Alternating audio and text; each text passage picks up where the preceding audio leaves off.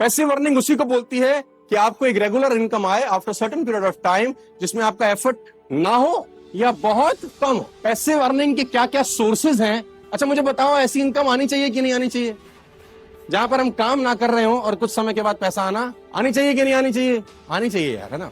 तो passive earning के क्या क्या सोर्सेज हैं? Ways to earn passive earning in India. सबसे पहला तरीका है रेंटेड प्रॉपर्टी।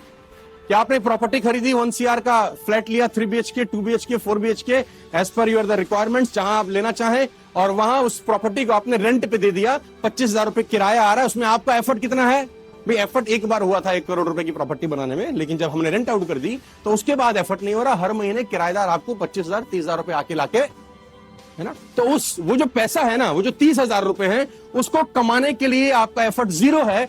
जिस पैसे को कमाने के लिए तुम्हारा एफर्ट जीरो है, ये मिनिमम है, उस कमाई को हम बोलते हैं पैसिव। Got it? समझ में आया दोस्तों आप सबको? एक तरीका और है पैसिव अर्निंग कमाने का, वो है फिक्स डिपॉजिट। आपने बैंक में एफडी करा दी 10 लाख, 15 लाख, 20 लाख, 25 लाख की। 25 लाख कमाए, पूरी जिंदगी मेहनत करी, बैंक में एफडी मार दी, खटाक, हर महीने आपको एक रेट ऑफ इंटरेस्ट आ जाता है ना।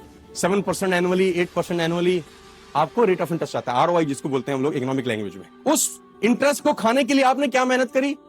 जीरो। कोई मेहनत करी? नहीं करी। तो उस अर्निंग को क्या बोलेंगे अपन? पैसिव। तीसरा तरीका हिंदुस्तान में पैसिव अर्निंग कमाने का है ये, any type of royalty. Any type of royalty.